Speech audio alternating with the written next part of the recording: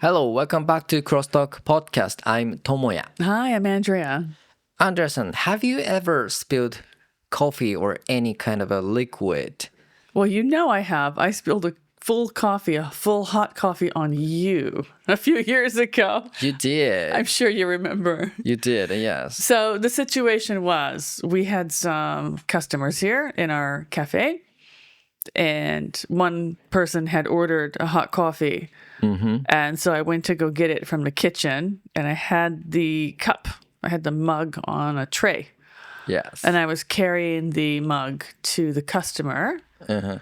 But then I tripped and told me I was sitting right there, and the coffee cup with hot coffee went all on to you. Okay, so I wanted to ask you, when I spilled that coffee on you, did it burn you? No, it didn't burn me. Thank goodness. It was okay. Okay. I'm sure it was hot and not very comfortable. I think that wasn't, I don't know what was I wear. I think you were just wearing khaki pants and like this kind of, I think you had on our uniform. Yeah. You just had on regular clothes. Then I was okay. I'm really sorry about that again, by the way. That was very embarrassing. It's a funny story, though. It is. Sorry. You know, at the moment, I see the world kind of moving slowly. Me too. Me too. I was like, oh, the coffee is flying. Oh, shit. And then That's why we call it oh shit moment in English. That's an oh shit moment. Oh shit. But this happened to everyone.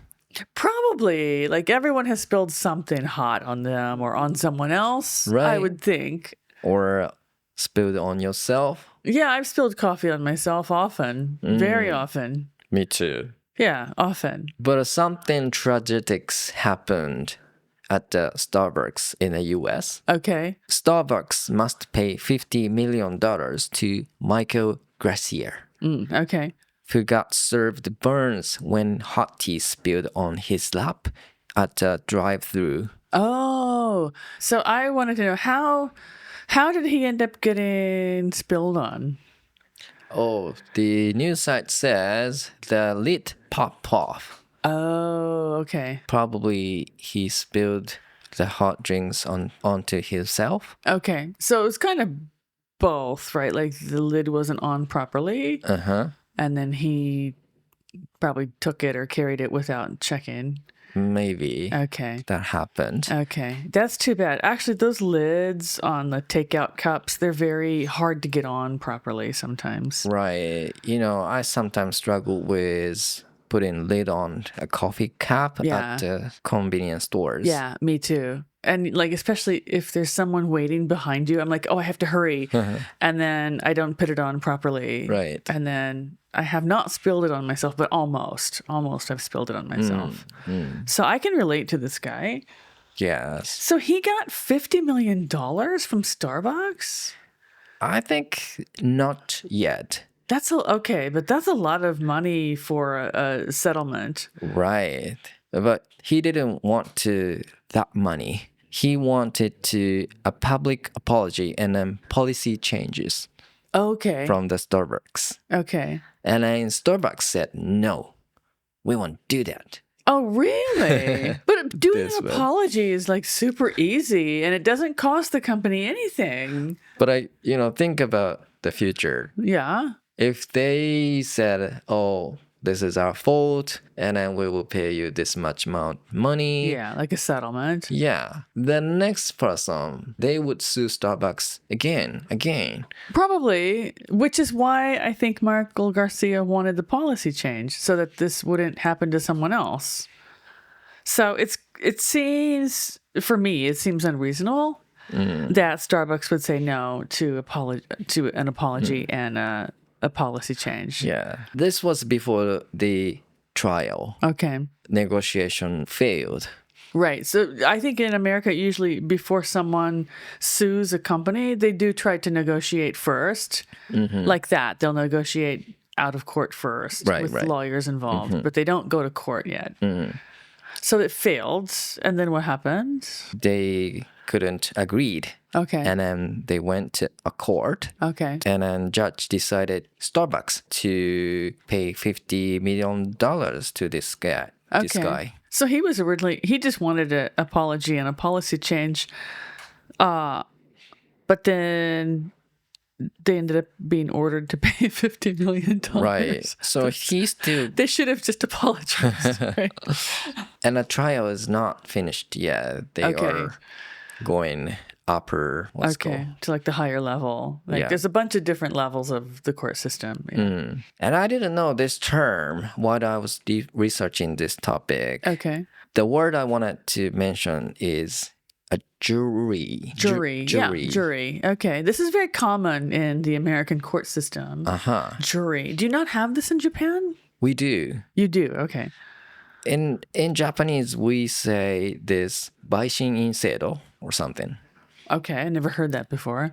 When people go to court, a group of regular people called a jury helps decide who wins. Yes. They are just normal people. Yes. And we call this 陪審員. Okay, I guess so. I never heard that. So this is very common in America, and most people in their life have to be on a jury at least once or twice in their lifetime. Oh. So I was never called because I left America when I was very young and I came to live in Japan. So I never did this, but my mother has done it. Oh. Most of my friends have done it. Oh, really? Yeah. My mother hated it. She really hated it. She said it was terrible. Oh, yes, because you need to see something you don't want to see. Yeah, her case was not coffee. It was like a murder case or something. They had to decide whether to convict someone who was accused of murder. But like the thing is, when you're on a jury, you can't go home until a decision has been made. Oh. So really? like if it's an ongoing case where it takes like weeks to discuss the case in court, like some cases go on for 2, 3 weeks, 4 weeks, you can't go home. You have to live in a hotel. Oh, really? And you're not allowed to watch the news or read a newspaper or look at social media. And you're not allowed to like call your family and get information from the outside. So it's really, really tough, actually. Oh, my God. Yeah. But like this one, like coffee or tea being spilled, I don't think it doesn't go on so long. Maybe it's a one-day thing. And this kind of reminds me of the movie called 12 Angry Men. Do you remember this? I've never seen that. I kind of know the storyline. Everyone was almost settled down the result. But one man against it. And then in the end, everyone changed their mind. This is the outline. Okay. Yeah, sometimes that happens, actually. Usually they just say, we can't reach a decision. We can't reach an agreement.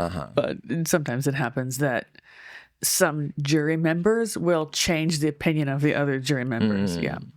However, do you remember the 1994 McDonald's hot coffee lawsuit? I do.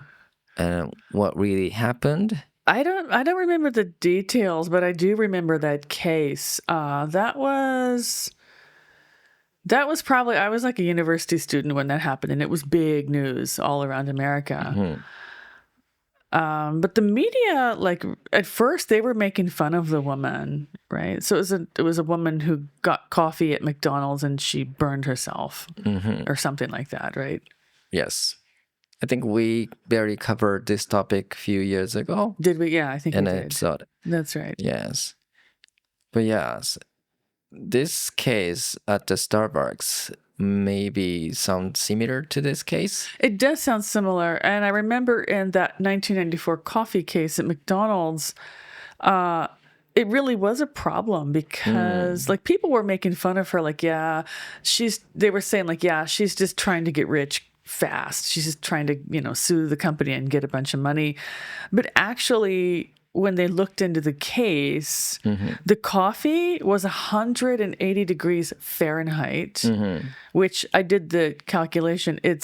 That's 82 degrees Celsius. That is hot. Yeah. That is really, really dangerously hot. Yeah. So if somebody gives you a cup of coffee that's 82 degrees and you drink it without like checking the temperature, yes, you would burn yourself. Yeah, I guess so. And I think she did, right? She got burned. She got injured. It was 88 degree at the Celsius. That's crazy. 88度. That's extremely dangerous. Yes, for the McDonald case. Yeah. And how much she got? How much she got paid? I forgot. I think was not like $50 million. No, it wasn't 50 million, but it was a lot of money for 1995. It was a lot of money for back then. Was 3億9,000万円. $30 million, I think. Okay. That's a lot of money even today. Yeah. I mean, $1 million is a lot of money for someone like me. Right. $30 million. You would never have to work again. You could just live forever and still have money left over. But I wonder, how hot is too hot coffee? What do you think? I think like anything above 80 is too hot. Okay. Like when you make hand drip coffee, they recommend that you cool the water not to boiling, but to like 70 to 80 degrees. Mm-hmm. That's a good temperature. Anything above that is probably dangerous, in my opinion. Okay. But I don't know. Like if it were 100 degrees, I don't think I would sue a company. But 180 or 190, yeah, maybe. Maybe I would. Yes. Yeah, if I got burned, I might complain to a company. Yeah. Yes. Because with something like that and like the Michael Garcia case at Starbucks, it's not just about you getting burned and, you're inconvenienced. It's about other customers after you too. Like he was asking for a policy change. Mm-hmm. He was asking for the temperature to be lowered probably so that other people also would not be injured. He didn't care about the money. Mm-hmm. He didn't want people to get injured. So that's the point, I think. Do you think American hot coffee or any kind of a hot liquid from the shop is hotter than Japanese shop's liquid? Oh, I don't know. I don't remember. Because when I lived in America, I didn't really drink hot coffee out. We always just made tea and coffee at home. I didn't really get it out anywhere, so I don't really know. But maybe. I think I feel like a Japanese hot liquid from a shop is hotter than other country. Sorry if I'm wrong. It is very hot from like the convenience store. I don't drink. You can't drink it right away, right? I always want to drink a hot coffee when I get it from the convenience store, but it's too hot. It's too hot. Yeah, I agree. But I think like Japan. I think Japan serves hot drinks that are too hot because in Japan there's a custom of slurping, like when you drink hot tea and hot coffee that helps cool the liquid before it gets into your mouth. Personally, I don't do that because I'm a gaijin, but Japanese people know how to cool the liquid down by slurping. Maybe. Yeah. I want to talk about one more perspective about this case. Yeah. Do customers have responsibility too? That's a good question. And I think that's also maybe a cultural difference, right? So we talked about the cultural difference of like slurping versus non-slurping or, which country has hotter drinks. But that's also a cultural point.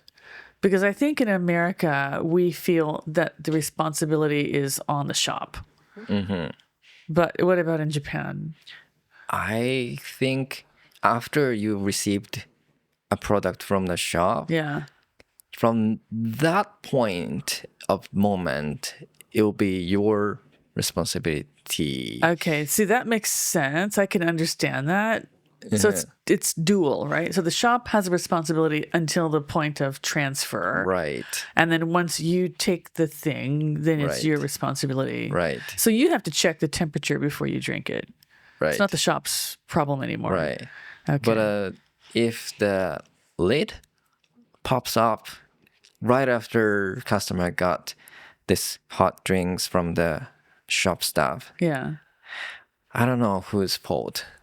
It depends. I think it's a case-by-case thing. If this guy is hold it really tightly. Yeah, right? It could be his responsibility. Yeah. And no one knows what happened at the moment. Right. But if it's a case of like this, the Starbucks thing where like the staff didn't put the lid on properly, then I still think it's the shop's responsibility. Right. But if the guy squeezed the cup or, he tilted it and the lid popped off, then it's his responsibility. So I think it's a case by case. But there's no way to determine that. Right. Only the person themselves knows. Right. All right. So what do you think about this hot drink case?